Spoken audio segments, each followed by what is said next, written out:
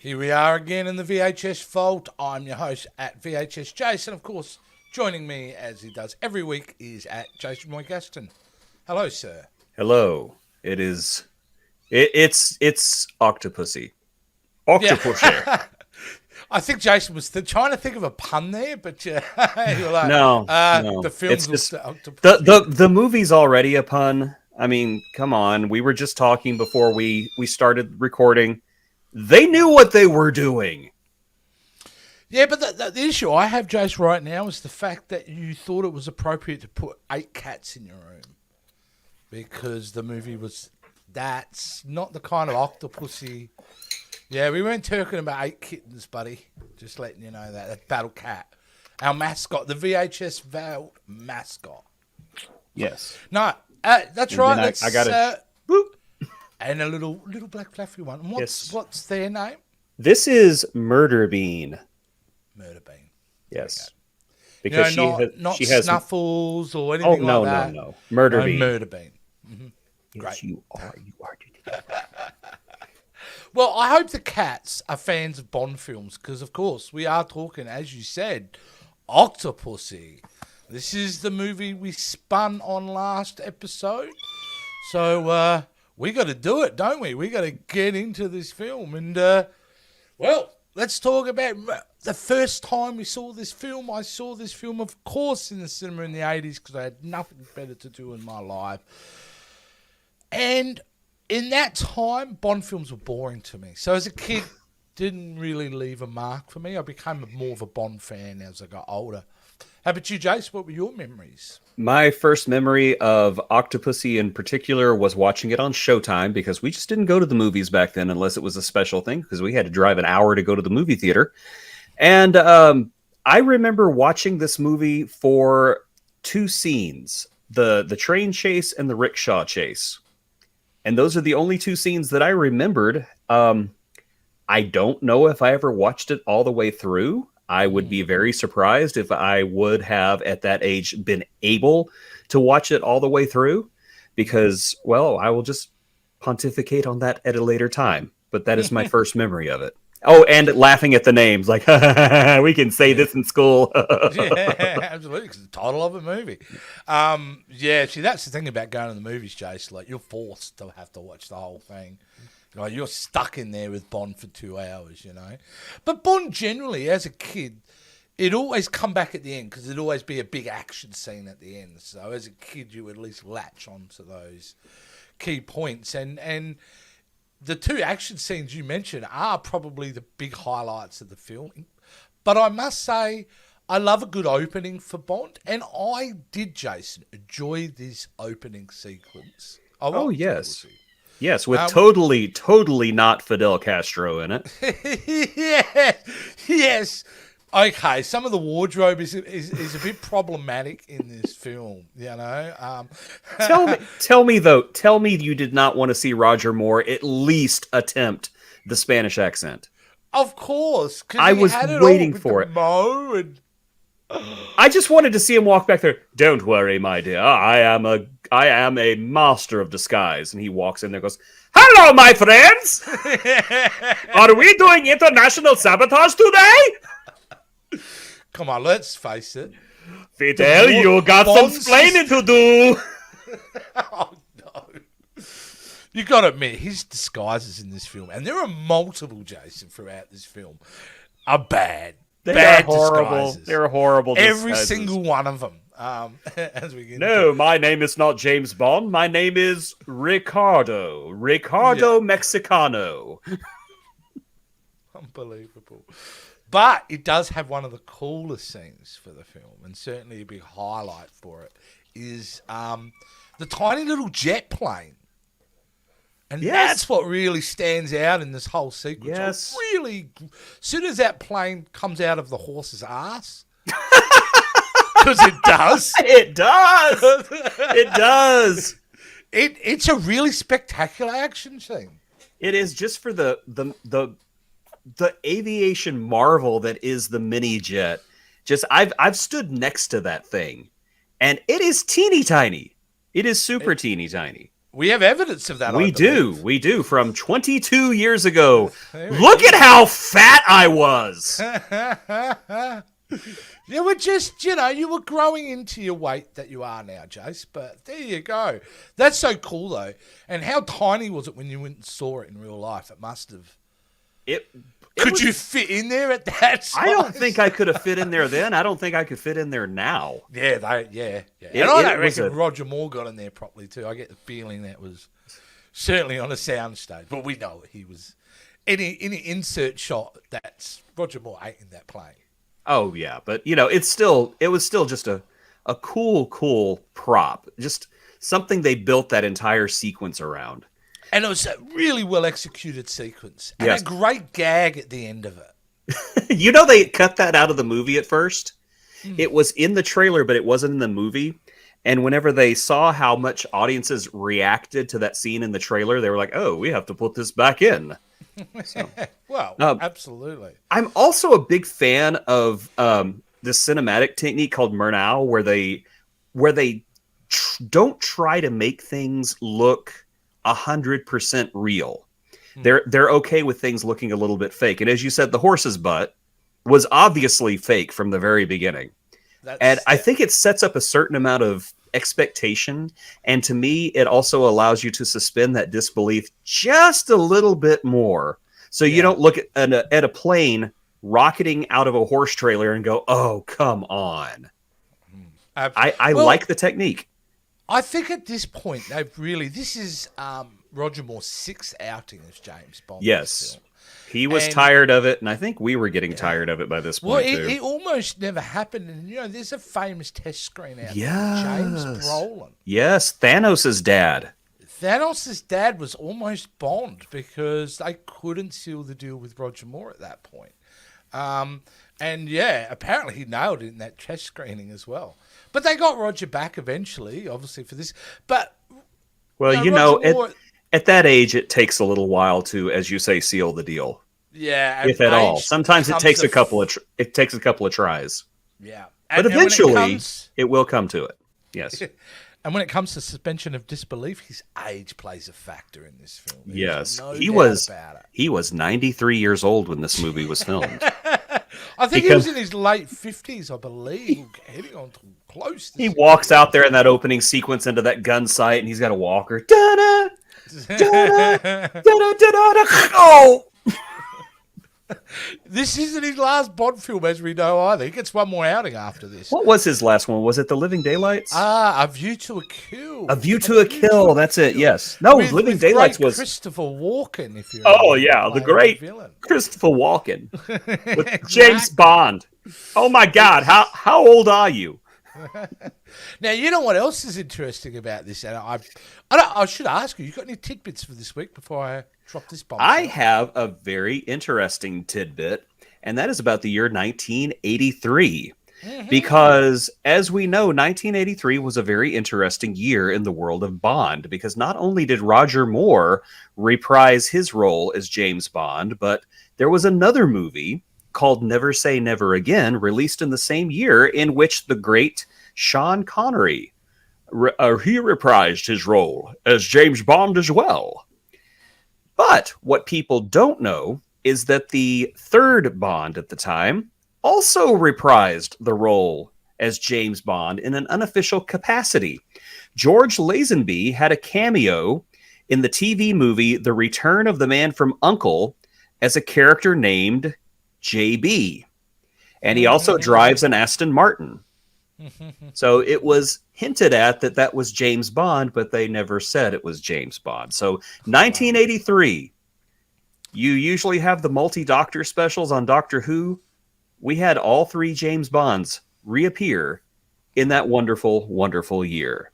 If what I could say about Never Say Never Again, which is basically a remake of Thunderball, and the only reason that movie exists is because Kevin McClory, who co-wrote Thunderball, had a bug up his butt with the Broccolis, and several times tried to sue them over the years, and certainly revenge that he wanted to make. I think it was called Warhead 2000, the original script, or something similar to that. But that's the reason the only reason that movie exists is based upon almost this decade-plus long vengeance that this writer had for all the broccolis, you know? I love a good spite movie. I've actually never seen Never Say Never Again. I need to sit down and watch it. It's basically Thunderbolt. Maybe we'll spin it on the wheel. Who knows? We'll see. Who knows? Wouldn't that be something? It's like, oh, another Bond movie. Yay. One of my favorite things of this era of Bond, Jason, is the actual opening title sequence. I'm a big fan of them. Oh, every single one of the James Bond openings are just spectacular. Absolutely gorgeous. And this one is no different. All done with opticals. You know, they're not using any CG. Well, there is no computer, animation in that period. So they were always a real treat. Untrue. There was. They just didn't use any. Because remember, in 1982, Star Trek II, The Wrath of Khan, used the first generated computer sequence. The company that provided it eventually went on to become Pixar. Oh, yeah. And the more you know. Tron. And we had Tron as well. So I've Tron. Yeah. Everyone forgot about that, though. Yeah. Oh, you shouldn't. Tron's fun. It's boring, but it's fun. Yeah. I even defend Legacy as well, but we're not here. Legacy was great. I don't care what anybody says. Me too. I love it. I can't wait for another one. Now, great opening sequences, artistry every time. I like the song, Rita Coolidge. Yes. And I think it's a classic Bond thing. It is. And I don't remember whenever I was a kid, but there were bare boobs in this sequence. There were in a lot. I was very shocked. I did not think they did that in Bond movies, but I'm sitting there watching it. I'm like, yeah. And most of those, they're supposed to be there. Yeah, the optics are there. And what's actually even kind of slightly offensive now, if you think of it, is especially in this opening sequence, the girls who are doing the trampoline flips and all that, because clearly that's what it is. Yes. But the dude's wearing a suit. Yes. Like, chick's completely naked. I'm sorry. Nowadays, if you're going to do that, both genders got to go Starkers. That's just that's the rules. I don't make the rules. No, you make it cool like you did with Casino Royale's opening sequence, which is awesome. Yes. Yes. Either way, we open up with these dudes. Yes. The twins. Yeah, the Knifey twins. The Knifey twins. Oh, that's the Australian version of it. The Knifey and twins. the weird It sequel that I never knew that they made. Why? In this with the clown? Yeah, the clown. Why? It's just a clown running through the woods. I'm like, is that Pennywise? What's going on here? He's got you could intercut that scene into a Friday the 13th film because he's running through the woods with a big epic knife on his back, only to make it with his last breath, Jason, with every ounce of whatever was left in that clown's body, to smash through the window and deliver the Fabergé egg right in the hands of British intelligence. Yes. I would have given anything if the last shot that took him out was accompanied by the sound effect of a balloon uninflating, just that whole... That would have been the icing on the cake, and you know that they fought. That they fought the temptation to do that. I would have done it. Hey, look! In one of the movies, a seagull does a double take. So yes, isn't that the next one? Yeah, I think. They do like a full dorky comedy with one of them, and you can kind of see you can see that attitude starting to precipitate in this one, but. Yeah. This is like having a double cheeseburger, this film, when it comes to cheese. But the next one's like those giant burgers, and then they just pour liquid cheese all over the top of it. Then fold it and fry it. And it's just America! All right. America. You can't have a Bond film without giant sets. Yes. All right. And I can't remember who the set, but he's the famous Ken Adams. I think he's the set designer, like a famous, epic. And we get one in this movie really early on when we're introduced to the big bad in this movie, the Russians, of course. Yes, it's 83 and it's Cold Absolutely. War time. And what a beautiful set. It reminds me somewhat of Dr. Strangelove. It's like a simplified a negative Dr. Strangelove, where the primary color in Strangelove was black. This one is all white. and Yeah. I love it. It just I looks love it. so good. And like for a scene that literally goes for 5 minutes, they go to the effort to spend the money on that set. Where the middle of it, their desk actually spins around Hmm. so they can, the TV. So, which is amazing. Well, because who wants to turn their neck 90 degrees to look at a TV? It's not villainous enough. It's Like not. true villains have got to have something automated in their office. Absolutely, absolutely. Now we do get a good because I really dig this actor, and for some reason I'm blanking out. So I hope you've got the name of this man right here. Oh goodness, I don't know that one. Stephen Burkoff, the great Stephen Burkoff, who plays General Orloff in this. Orloff. Now, Stephen, have you seen that actor before in other films? I don't recall his face, but it's probably because I'm having a brain fart myself. No, that's fine. He is a very eccentric human being, generally, a real kind of off-kilter, does these avant-garde theatre productions sometimes and all that. But he dips the right amount of cheese in this film. I think he's the great kind of one-note villain because Bond villains at this point, there's no point in having any expectation of having nuanced villains who you can somehow understand. They're very one-note. No, it's just death to America, death to Britain, death to the West. Yeah. Iron The West Curtain, is decadent. Iron Curtain, Pravda, Vodka, Lenin, Barbrishnikov, Spasiba. This gentleman here, Jason, he is the villain from Swamp Thing. Yes. Louis Jourdan, who plays Kamala Khan in this. But certainly, besides this film, Jason, and Swamp Thing, I don't remember seeing him in really anything else. I feel like he had this moment in time and then boom. And it's very strange because he strikes me as a character actor, and you would think that we would remember him from more things. And I'm sure he has an impressive biography in television and film. I just don't remember him from anything else. And I don't mean that as an insult. It's more on me than anything else. That's right. So I'm probably the same because he's known for two things, isn't he? He is Kamal Khan and Dr. Anton Arcane. Arcane, that's it. I could not remember his name. Yeah, there you go. I knew it started with an A. He's tremendous in this film. Yes, he's great. He was great in Swamp Thing.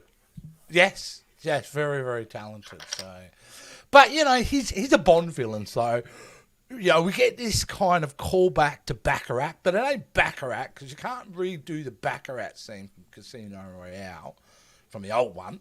So, what are you going to do? You got to get him to play backgammon. Absolutely. You know how to play backgammon, Jason? I have absolutely no idea. It's quite a simple game. I'm surprised someone's gambling with it, but they're gambling with it. And, of course, we get to know that he's a cheat. He's a dirty cheat because he's got loaded dice, Jace. Oh, absolutely. Of course he does. And Bond sees it, and Bond plays it beautifully. And this is, I think, a great scene for Roger Moore because we're getting to... it's rare by the time we're getting in these Bond films, Jason, because he's very campy, right? He's just delivering one-liners and going from scene to scene. So it's nice to see him in tense moments. So I'm going to stop you for just 1 second. Louis Jordan did 89 movies all the way up until 1992 when he apparently retired. But Octopussy was his biggest. He was also in Swamp Thing and Return of Swamp Thing and a bunch of TV roles. But he retired in 92 and then passed away in 2015 at the age of 93. Oh, that's amazing. Well done. Well, even if I only know him from those two main performances, both times he was incredible. So yes. So the whole plot is this is one of the weaker plots in the Bond film. That says a lot. I think I said that I like the mystery aspect of it, but considering that this movie's MacGuffin is a nuclear bomb, you would think that the stakes would seem higher, but they just don't. No, and, there's a couple of MacGuffins in this, because for the first half of the film, we're following around a fake Fabergé egg. Yes. Oh, I got a tidbit for you on that. Ooh, the Fabergé egg scene in this movie in M's office was real. It was a real Fabergé egg. It was the Imperial Coronation Egg designed by Peter Carl Fabergé in 1897 to commemorate the 1896 coronation of Tsar Nicholas II. And 30 years later, the egg appeared on screen again in Ocean's 12. Yeah, wow. So, Roger Moore was holding it with sweaty palms going, oh my God, oh my God, Yeah, oh my God. my career's over if I drop this. Hey? I've got to go back to Roger Moore. He's really looking his age in this film. He's got so many crinkly, and his hair is almost. I know it's his real hair, but it just looks like a hairpiece. Yeah, we're joke a lot. We will joke a lot about his age here because he really was past his prime here. On the other hand, I still think he plays Bond, at least in the dialogue scenes, very well because I like how these movies always show Bond mentally 4 steps ahead of everyone else. He's 4 steps ahead of M. He's 4 steps ahead of Khan. The way that he switched the egg at the auction was just great. And it just seems like something that's been lost. And I am not downing the Daniel Craig Bond movies by any means, because I think that they're great movies, even though I haven't seen all of them yet. But it just seems like something we've lost lately is Bond that's 4 steps ahead of everyone else. And I miss that. Daniel Craig is more of a bulldog of a Bond. He is. So and it's not in his character. Like, that sleight of hand trick, I'll tell you why I really like that too, is because we got to see it on camera. A lot of the times it's like later on, hey, but guess what? I really swapped them off camera. It was nice to see him do that. Really smooth maneuver. Yes. Look, his performance as Bond, I mean, he knows his character. Oh, he does. He does. He's all over it. It's just because everyone else looks so much younger around him that I think it kind of highlights, the fact that maybe it's time to put down the PPK. So either that or age up the rest of the cast. There's no reason why James Bond, James Bond in his late 50s, should be realistically bedding down a woman who looks like she's in her late 20s. But that's just... By the way, okay, I've got to mention, out of the 2 actresses in this film, we have Maud Adams, who plays Octopussy, who I think does an okay job. She's nothing extraordinary, but yeah, she's fine. She's serviceable. But Christina Wayborn, who plays Magda, I'm sorry, her line readings were flat. Awful. Flat. So flat. Yes. Like, I don't know, she just... And there was more gaps in some of her dialogue than her giant forehead. Oh my God, that was so mean. But accurate. But accurate, yes. Hey, you know what? We can make fun of Roger Moore looking old. We can make fun of everybody. We are equal opportunity here. Yeah, exactly. And as much as I'm ragging on old Bond, he still looks younger than me, and I'm 10 years his junior at this point. And he's dead too, so I mean that's something else. That's something, yeah. Not me. I look amazing for my age. I want to go back to that backgammon scene because we get introduced to also a Bond henchman. It isn't a Bond film unless you have a Bond henchman, right? Yes. And we get a good one in Gobinder. Gobinder. And Gobinder. I love every time you have one of these and they show the power, with, what's the name, throwing the hat and cutting off the statue's head. Yes, Odd Job in Goldfinger. To Jaws, with his metal teeth. I love Jaws. This one is just raw strength because he grabs those dice, just crushes them in his hand, and I'm like, yeah, man. Like, this guy, he's the real dude. This is the kind of stuff Austin Powers will be making fun of in 20 years. Yes. Yes, very much. Who crushes dice? Honestly. Yeah, absolutely. But I dug him. I'm in. I didn't care. Oh, he was fun. He was great. He was fun. I like a little bit of camp with my James Bond. It's fine. How about this for camp, though, Jason? I don't know. We literally get a fourth wall break in this film. We get a lot of fourth wall. A lot of fourth wall breaks. The big one I want to talk about is the Snake Charmer. Yeah. Playing the Bond theme. And James Bond going, it sounds catchy. Yes. I thought it was awesome. It's like, oh, my I'm like, goodness. oh no. Dot, dot, dot, dot, dot, dot, dot, dot, dot, dot, dot, dot. Hey, Star Trek did it. Yeah. But Yeah, true. Yeah, Boimler going up in the elevator is set there going, Yeah, of course. Yeah. But he happens to. What I couldn't figure out is Bond goes to India to follow the bad guy, and he just happens to check into the same hotel because it doesn't seem like he knows as Magna. That's just one of many cringy things that happened during this entire sequence in India. I think he's just gravitating to her giant forehead, just subconsciously. It's got its own gravitational pull. Yes, exactly. It's like a cat being attracted by a laser. Like, what is that? How cool is that car chase? The car chase was marvelous. As I said, it's one of the few things that I remembered. It was just so great. This movie works best whenever we have big action sequences where James Bond does not have to fight somebody one-on-one, because anytime that happens, it just looks ridiculous. But this rickshaw chase was great. I loved the character played by I've got his name here, and I hope I don't. Wasn't he a tennis player? He was a tennis player. Yeah, Vijay Amritaj. And if I butchered that, I apologize. Great. I was watching this thinking, I've seen this man before. I'm not a sports guy, so I didn't see it from tennis. And who is this man? Who is this man? And then it hit me. He was the starship captain from Star Trek IV.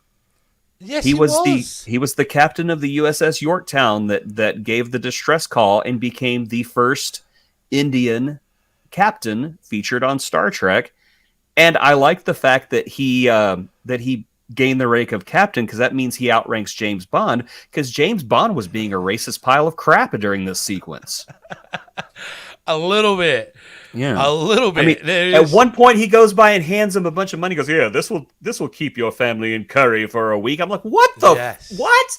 Oh my God. It's like, we don't eat curry all the time. There's a KFC down the street. We love that place.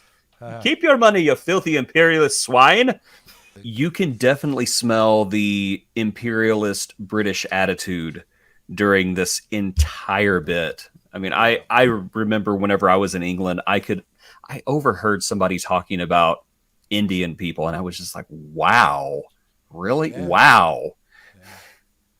Yeah. So it's unbelievable, isn't it? But as an action sequence and having a terrific cart, like a cart going on its two wheels, and I'm down for it. It was terrific. And very Bond-esque, because in a movie where we actually don't get the Bond car. No, we don't, and I didn't even realize that. But I do have another tidbit for you. The man in the bicycle who goes between the cars, unscripted. That was just some dude who was just riding through and just went right through them, and they kept it in there because they thought that it made the chase look more authentic. I gotta admit, he looked pretty calm doing it. You know, I don't. Maybe he was. I don't know. Maybe he had like a boombox or something. I don't know. I love that. Yeah, I laughed out loud whenever it went on two wheels. Yeah, I just thought it was great, and I loved Vijay's character. I thought he was so great. He's like having a good time in the movie. He is having a good time. His character's like totally just having a blast. I was so angry when he met his end. I was just like, no, he's my favorite character. I was more annoyed that, he was still alive when I found him. That's what Q says. Yeah. And then they look down for half a second as, all right, I'm off to Berlin. Why are you off to Berlin? Like, complete.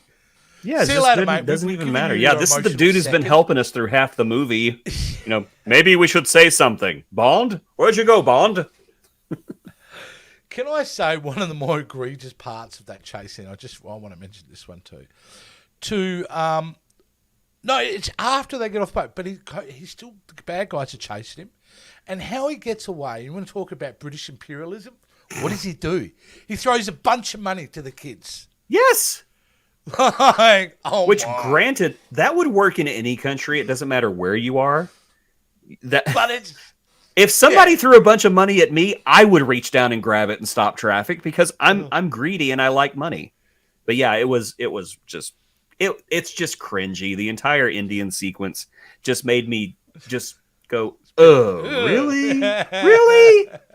I don't think Bond ever went to Africa, thank God, because it would have been Oh, really bad. don't think Bond would come back from Africa, to be honest with you. And now, you want to talk about cringy, but I love these scenes normally. Usually a highlight in a Bond film is to get your scene with Q, to go through the workshop, see all the gadgets. But this one ends in a joke that an 8-year-old boy would do. But an 8-year-old boy would do. And I remember seeing it going, geez, you'd be so in the HR office immediately in the days. You're going to have to remind me because I'm drawing a blank. I can see the scene in my head, but I can't remember how it ended. So basically, he's showing a couple of gadgets, and then he has a video camera, a new video feed, right? That he can transport into his new video watch. But there's a young secretary minding her own business in a low-cut top doing some work. And he grabs the camera and does what an 8-year-old boy would do and point the camera right in her cleavage, which displays on all the monitors in the thing, and then goes about his business. And then they just continue to walk off. The funny thing is the girl never moves. She knows, but she doesn't actually move. She's probably thinking, I can't move, I'm going to get fired. So, I don't know if you've ever seen this old animated TV show called The Critic, where they would just make fun of movies. And at one John point, Lovitz doing the it was John Lovitz as the critic, as Jay Sherman, the critic. And they did a parody of a James Bond movie one time where a woman in a James Bond movie just has enough of James Bond's crap and tells him, I'm calling HR. I've had enough of this. And she slaps him and walks out. And the title of the movie was Dr. No Means No. And I just thought that's hilarious. I love that. That is great. That is great. Now I've given a bit of stick to Christina Wayborn because I think she's a horrible actress. But however, she is a very good athlete. Oh yeah. And it did a lot of her stunts, including the great fall from out the balcony, where she does it with her dress. Yes. Cool stunt. Another strange connection to the movies we've been watching is it seems like somebody falls out of a balcony window in every single movie we've watched in the last few weeks. Yeah. Except this one did it with a little bit of style. I think. Oh, absolutely, yes. Yeah. I got confused in this because we go from an Indian hotel to an Indian castle. It's a cool looking castle. Yes, I was super... I had a lot of trouble following this because, well, I think that the movie had a lot of trouble following a storyline as well. Well, the sets were similar, and that's the issue there, especially in India. They were very designed. It's so strange because they hit it out of the park with the Russian table set, and then the rest of these sets are so flat and boring. I guess they blew all their money on that one set, and they just thought, "Hey, throw some carpets on this set because we can't afford to make a new one." Exactly. The only time it does feel different when they do go to Berlin. But before we get there, don't we get Bond gets captured? He gets. I think he lets himself get knocked out so he can get to the castle. Yes, because he knows that it's like full of women, and he's got to go. Yeah. He's got to go get his Bond on while his closest ally is getting murdered across the river. Who's paying? There's all these ladies getting paid to just laze by the pool and be in the harem. I mean, like all women. It's weird. Yeah, kind of weird. But it isn't because we find out later on they're actually part of something else. So it kind of works in its own twisted universe logic. Now, but there's a scene where, and I think I'm getting lost, but I want to talk about Bond being hunted. I kind of liked. Which time? The one where he's running through the jungle. Oh, yes. Yeah, we got the villain, with his cool African hunting hat and his sniper rifle. Yes. Hunting them down, which I really liked. There is something commonality to James Bond films from The Spy Who Loved Me, or maybe Moonraker onwards to the end of Roger Moore, is they all have terrible second acts that don't really. They come to a standstill and just plot along. It's like one scene to connect you to this guy that's going to connect you to this guy to connect you to this guy, and it's a follow the dot scenario that is bland. And yes, and it is. It's bland, and it's hard to follow just because it is so dull. And I think that's it. Be bad, be great. Don't be boring. Yeah, and even like I said, you've got a nuclear weapon, and the plan is all off. Wants to put this nuclear weapon on a train, do some swapsies halfway through, and deliver this train into US territory, where there's a base there, and they're having some sort of celebration, and shoot off the nuclear weapon. Therefore, they'll think it was an accident, and it'll trigger basically the next war. Oh, yes. And that's... But behind it, he's a common thief. And that's where it's just like lame. It's all about fakes and all this kind of thing. And I'm like, you're actually lessening the villain by making him a common thief. And I feel like they have to keep doing that dual storyline because it was the MacGuffin at the first half of the film. So they go like, we better keep this thing going. Yeah, it's kind of a lame plan too. Just, let's set off the nuclear bomb. The Americans will think that it's an accident, and then they will take down their nuclear arsenal. But would they really? Yeah. Would they? Yeah. During Reaganism, would they really? Yeah, everyone was going to go, all right, well, we can't have nuclear weapons anymore. We'll give it up. Therefore, Russia can invade wherever they want. This was a tragedy, and we will honor our victims by adding 10,000 more nuclear weapons to our arsenal. I like pudding. Has anyone seen Nancy? Yeah. Who's Nancy? Who said that? I used to love Reagan for his movie quotes. He'd just steal movie quotes from 80s films. Like, didn't he do a line from First Blood or something as well?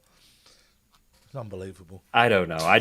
I know that Reagan at one point almost triggered a nuclear incident because he got on a camera feed that the Russians were listening to and said something about, my fellow Americans, there are 50,000 nuclear warheads heading for Russia. God bless America. The missiles are flying. Gorbachev gets on the phone. That was not funny. That was not funny. It was a little funny. It was a little funny. Come on. You got me this time, Reagan. One day I will be in pizza commercial and everyone will like me more. Okay, so we got the train sequence is a good sequence. So yes, it's a good sequence. You know why? Because we got to remember, like Bond films at this time, it's something, a tradition they still try and do to this day, except for Die Another Day. And that is they stay away from the CG world and try to do as much stunts as they can in camera. Yes. They really didn't have much of a choice back then, but yes. No, they didn't. I mean, but like they could have easily, and the close-ups we know is rear projection. All right, we get every time there's a close-up of Bond. But the wide shots, they didn't. Like, this is a real dude on top of a real train that is moving, jumping on top of carriage to carriage. And to me, you get cred straight away for that. Yeah, I mean, it's authentic. We can tell when something is not real, even with CGI, even with, the top of the line Avatar level CGI, our brains still know what's real and what's not. Most awfully, I will mention Die Another Day. That was a bit of a Freudian slip. About. Yeah, I'll have to talk to my shrink about that one. No, it's the fact that horrible glacier parachute scene. And it was so CGI, so poorly executed. It was like the lowest moment of Bond for me. And even more than Roger Moore in a clown suit. Even cringier than that. Roger Moore in a clown suit, where we talk about costumes. That's the killer, isn't it? That's the knockout punch. I love Die Another Day. I really enjoyed it. Even he doesn't. No, he doesn't. But I liked it. Everybody tells me it's such a terrible movie. Well, why did I have so much fun watching it? Even with that terrible, terrible glacier sequence, I still thought it was fun. I will give it this. At least it was a bit more fun than the previous one, which was The World Is Not Enough, where nobody remembers that movie at all because nothing really happens in that movie and it's boring. Wasn't that where Denise Richards plays a woman named Christmas? No, Or was that's Tomorrow Never Dies. See, the only reason why I remember Tomorrow Never Dies is because it has the dirtiest pun in a Bond movie I've ever heard. I'm not even gonna say what it was, but it was like they said it and I was like, wow, oh my gosh. Yeah, no, absolutely. World Is Not Enough had Robert Carlyle as the villain. You know Robert Carlyle? I know Robert Carlyle. Spotting, yeah, he's Mr. Gold from Once Upon a Time, but I don't remember that movie at all, and I know I've seen it because I remember I hated it. Yeah, it had the stealth jet boat in the beginning down the Thames River. I don't remember. There you go, that forgettable. Yeah. The circus idea is such a ridiculous idea, right? That how did Roger Moore go? Yeah, I'll wear the clown makeup. We'll do it. Our big kind of tense moment of this film. I'll be wearing clown makeup. I don't know. Maybe whenever they were doing script negotiations and he was trying to get more money, maybe he thought, "Oh yes, I'll bring my salary down, and you can put me in a clown outfit." What do you mean that's okay? What? Oh crap! Yeah, exactly. And again, he's not happy about it. But nevertheless, it's kind of the scope of the circus looked great. Like, they got a lot going on in there and all that. But essentially, it's a kind of predictable scene, isn't it? Because Bond, with seconds to go, will convince the general who's sitting in the audience laughing like a moron that there's a bomb there and he will defuse the bomb. Which is no real defusing. There's no red wire, blue wire here. It's just pulling it out, yeah. Just take it out, Bond. Just take it out, yeah. One thing. I'm sure you've heard that a few times. Take it out. Yes, yeah, absolutely. Or put it back. No, nobody wants to see that. Put it back. So, and you think, well, that's the end of the film at this stage, but it isn't the end because we've got a whole pretty impressive sequence on a plane that is shot in midair for a lot of it. Yes, and it did look good. I was thinking of everybody made such a big deal about Tom Cruise hanging off of an airplane in that one Mission Impossible movie, and I'm watching this going, that's basically the same thing right there. He did it first. It's just the guy who hung on the airplane wasn't Tom Cruise. That's the only difference. Yeah, exactly. But it is, and what they apparently did, they had handles on there that were painted white, so you couldn't actually. It looked like they were able to hold on things without looking like, you know what I mean? So they could be like that, but they were really holding. So it was done really well. The fact that they actually did it, from a film point of view, I thought it was a lame death for the henchman. He just fell. He just and it was such a funny blue screen death. He was a good henchman. He was. And I wouldn't have mind him sticking around like Jaws did, but I guess they just didn't want another Jaws, whatever. Yeah. Pretty low gadget count in this film, don't you think? Besides the Seikyo video watch. Oh, we do have the crocodile submarine. That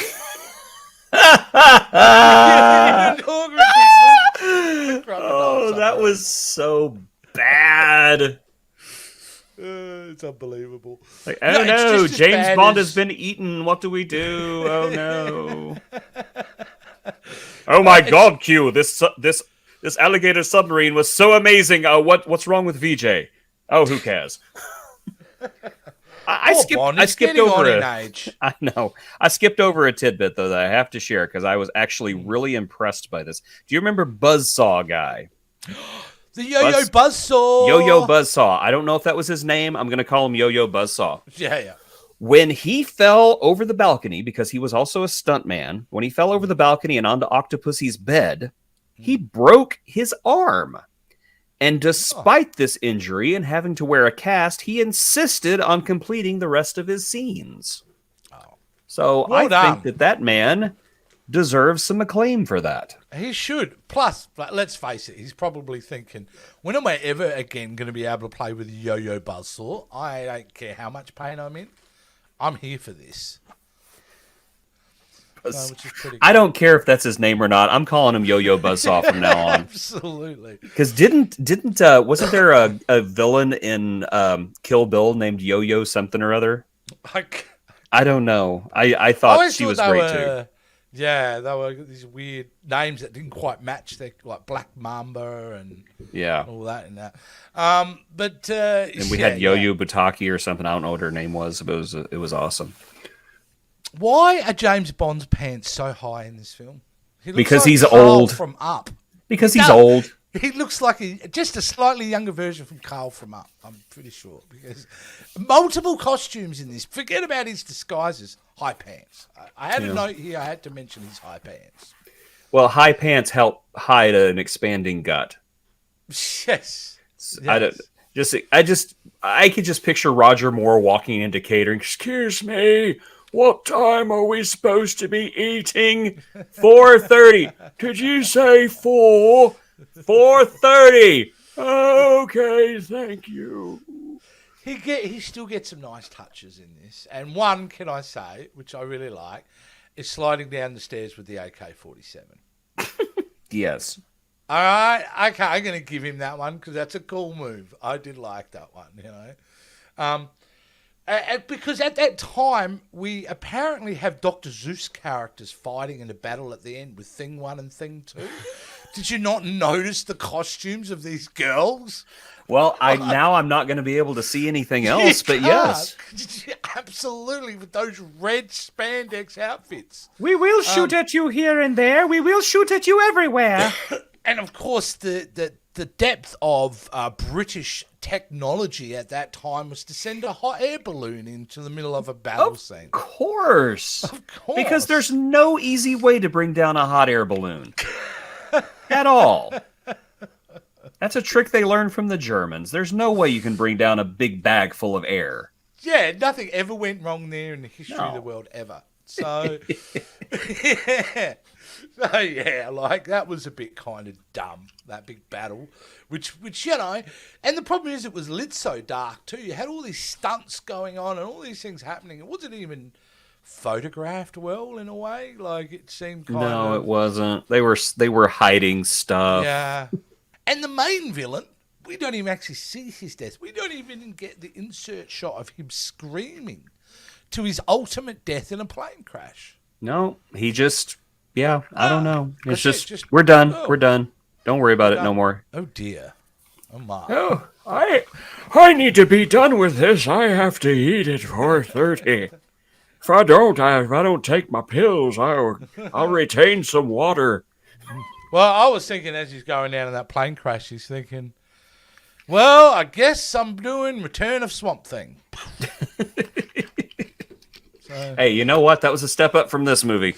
Oh, that's a big call. That's a big call. No, I say it. Stand This is by that? Octopussy is a boring movie.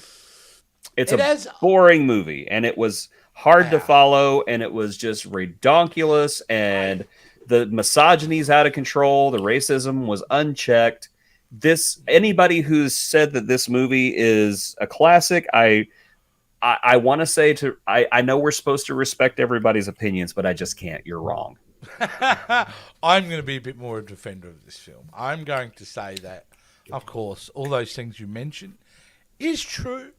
However, I do have some nostalgia for Bond film. I think this is like a la Black Cauldron days of Disney animation. This is the level we're down with the Bond films. But I do know that we do start to go up and up and up. You know? No, I was very shocked. I could have sworn it was better. I guess that's just the film's reputation or the reputation of classic Bond.